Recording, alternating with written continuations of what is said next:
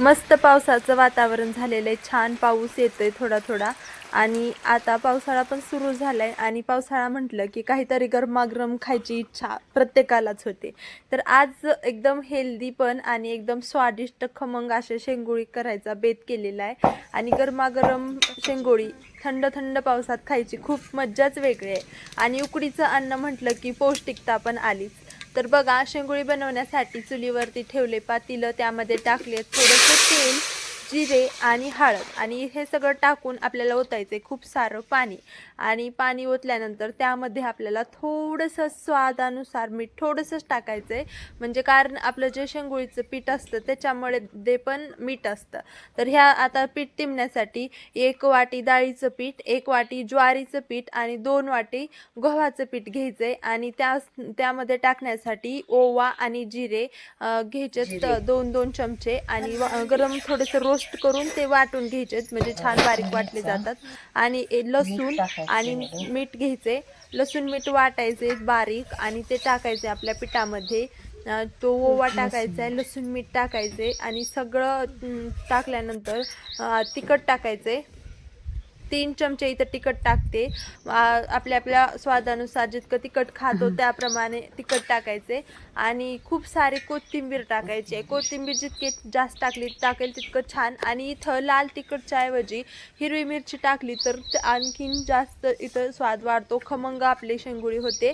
आणि पाणी हे थोडं थोडंच घालायचे, छान अगोदर सगळं मिक्स करायचे. जर यामध्ये जर घालायचे असतील तर आळूची पानं सुद्धा, म्हणजे चिमकुऱ्याची पानं सुद्धा इथं घालू शकतात.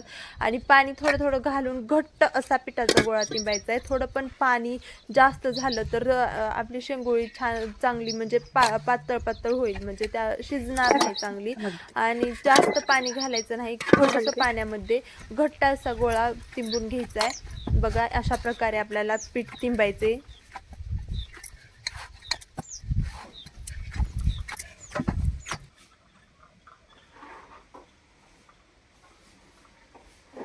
तर आता छान आपण पीठ मळून घेतले. आणि इथं आता एक एक हाताने अशा लांबके लांबके शेंगोळ्या बनवून घ्यायच्या आहेत. आणि सगळ्या शेंगोळ्या बनवायचं. आपलं जर पाणी जे आहे ते आता उकळी आली का बघायचं आहे पाण्याला. शेंगोळ्या बनवून झाल्यानंतर सगळ्या एकदाच टाकायच्या नाही, थोड्या थोड्या टाकायच्या आहेत, कारण पीठ असतं हे आणि पीठ थंड असतं. पाण्यामध्ये टाकल्यानंतर उकळतं पाणी हे थंड होतं, त्यामुळं जे पीठ आहे ते सगळं पाण्यात मिसळू नये म्हणून थोड्या थोड्या टाकायच्या आहेत. आणि डबल पाण्याला उकळी येऊ द्यायची आहे, मग थोड्या टाकायच्या आहेत. असं करून आपल्याला सगळ्या शेंगोळ्या इथं पातेल्यामध्ये टाकायच्या आहेत. आणि थोडे वेळ शिजलं की आपल्या तयार झाल्या गरमागरम शेंगोळ्या, एकदम पौष्टिक, एकदम स्वादिष्ट, खायला तर एकदम चविष्ट घ्यायच्या आहेत. गरमागरम ताटामध्ये घेतलेल्या आहेत मी, बघू शकता किती छान अशा वाफा येत आहेत. थंड थंड वातावरणामध्ये गरम गरम शेंगोळी खायचा खूप मज्जाच वेगळी आहे. आणि चला तर मग बघूया कशा झाल्या टेस्ट करून. तर बघा, आता पाऊस पण थोडा बंद झालाय, थांबलाय पाऊस. आणि इथं गरमागरम वाफा निघत आहेत आणि एकदम छान खमंग वास तर येत आहे. बघा, तुम्ही कधी केली आहे का शेंगोळ्याची रेसिपी, मला सांगा. आणि याला तुमच्याकडे काय म्हणतात मला कमेंटमध्ये नक्की सांगा. आणि व्हिडिओ आवडला असेल तर व्हिडिओला आपल्या लाईक करा आणि चॅनलला सबस्क्राईब करून बेल आयकॉन प्रेस करा.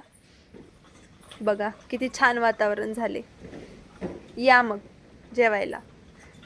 भेटूया पुढच्या व्हिडिओमध्ये. धन्यवाद.